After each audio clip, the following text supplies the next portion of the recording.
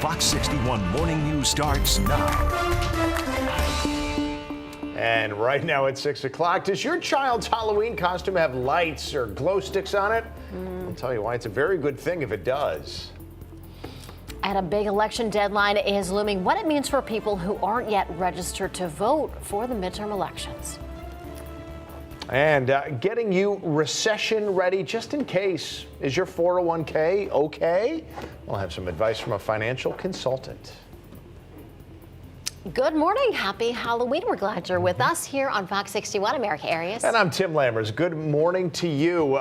Sometime last week, we were starting to worry maybe there's going to be some raindrops out there for trick-or-treating time. Looks like we should be good to go. That being said, there is some rain in our future, Matt. Scott. Yes, but not a lot. And this is the only thing that matters. The trick-or-treaters will be dry. Yes. There we There you go.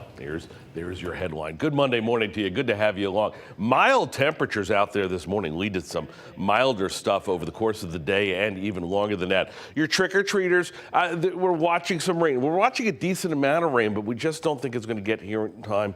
Maybe on the western side of the state. We'll keep an eye out for that. And a warm and dry stretch this week. Look at the numbers. Not bad this morning. 46 in Hartford, 51 in New Haven, 50 degrees in Groton with a flow that's out of the southwest.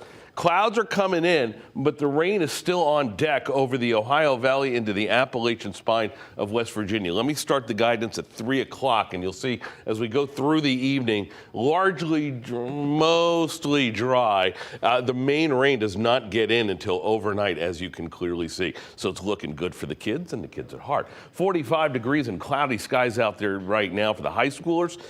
Getting off the bus later on, 64 degrees, like that a lot. Rachel P. has taken off her weather hat. She's put her traffic hat on. She's all things Halloween, though, this morning. That doesn't matter what hat you have on, right?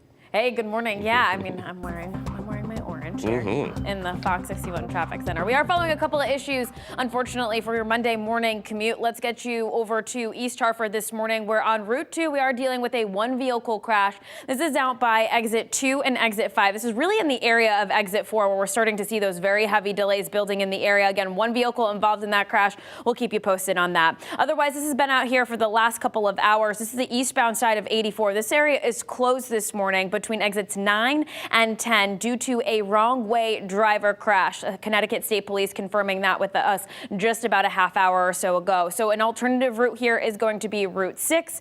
And again, we'll let you know when that reopens. Otherwise, the area where you're looking at the cars coming towards you, towards the screen, that is going to be the westbound side. The eastbound side seeing those heavy delays out by Exit 9. This is going to be in the area of East Hartford. That Route 2 crash just out by Exit 4. Again, starting to see those very heavy delays because of that. Glastonbury to the Founders Bridge, it is a 6-minute drive. Otherwise, in and out of the capital city, 84 and 91 look pretty decent at this point. We'll keep you posted every step of the way with another update in the next half hour, guys. Hi, Rachel. Thank you. 6:03. We got developing news this morning in East Hartford. Police said they arrested a 21-year-old man who was driving a stolen car. They said they caught up to Mackay Thompson after a chase early yesterday morning, and that Thompson had 2 other active warrants out for his arrest. This is still a developing story, and we'll continue to get you more details as soon as we learn them. A water main break in East Hartford is now cleaned up after causing some traffic troubles on Sunday. Here's a look at the area where it happened at the intersection of Bedford Avenue and Dunham Lane. Crews from the Metropolitan District Commission of Connecticut worked overnight to fix it. Again, the area is cleared. It's cleaned up and water has been restored to homeowners in that area. Law enforcement warning both drivers and trick-or-treaters to stay alert as they are out and about tonight. Fox 61's Brooke Griffin is live in Hartford with more advice from police for today. Brooke, good morning to you. Well, good morning to you both. Connecticut State Police tell us that the biggest dangers on Halloween is not tainted or poisoned candy, it's actually distracted drivers. Officers tell us that poisoned candy doesn't appear often, and when it does, family members are often the cause. Tonight, police say that they have a much more important message for drivers. They want people to put down their phones to eliminate distractions, especially in neighborhoods with kids running around in their costumes. And to the parents, police say they have a few simple reminders. State police tell us it's good to put a reflective vest or tape over the kid's costume, use flashlights and glow sticks so that they can be seen. Don't be out too late. Of course, stay on the sidewalk if your street has one, and make sure that you are watching your child. So stay with your kids. If they're going up to a house and you want to stay on the sidewalk, just keep an eye on them. Again, don't be distracted. Just watch them.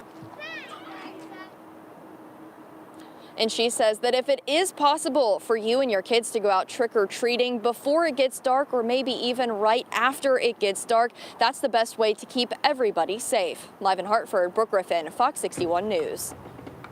All right, Brooke, thanks so much. Well, 6:05 right now, and happening this afternoon in Hartford, there's going to be a city Halloween event.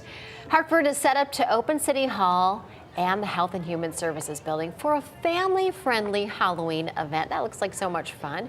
Looks like this is last year's event. Families can bring their kids and they can trick-or-treat all at the city departments in the City Hall there. It's happening today at 3:30 in the afternoon. All right, to Wallingford now, where 100 kids got to put on their costumes a day early and get some candy.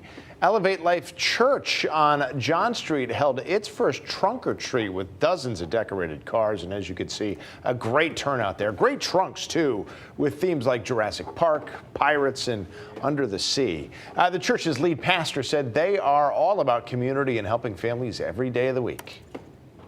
It just means a lot to me personally, but it also means a lot to our families and our members of our church that we can just love on kids and help kids, know that they're loved. I kind of like Halloween, so I want to come here and get some candy and have some fun. And he did, and based on the turnout, the pastor said he's sure they're going to make this an annual tradition. So send us those costumes and those Halloween decoration pictures. You can share it with us through the Fox 61 app, or even just tag us on social media. We'd love to show as many of them as we can tomorrow morning. And happening today, we're expected to learn more about the Hartford Health Leaders Program. The mayor's office says it's a 9-month training course which will teach 20 residents about health disparities and solutions to create health equity in their neighborhoods. Now, Mayor Luke Brownon is expected to encourage people in the city to apply for this program. He's expected to talk about it at 11:30 this morning at Hartford City Hall. The 2022 midterm elections are almost here, and a crucial deadline is coming up this week. Yeah, hard to believe we're just 8 days away from Election Day, and we're now working to keep you informed ahead of the big day. If you're not already registered to vote, the application for registering has to be postmarked or received by a voter registration agency by tomorrow, November 1st. You can also register in person with your registrar of voters. Now, if you miss your deadline, it's okay. You still have one more chance to register and vote, but you'll have to do both on Election Day. And keep in mind, you can't just show up at a polling place. Each town and city will have a designated Election Day registration location. It's a separate location. You're going to go there and you will register and vote at that separate place.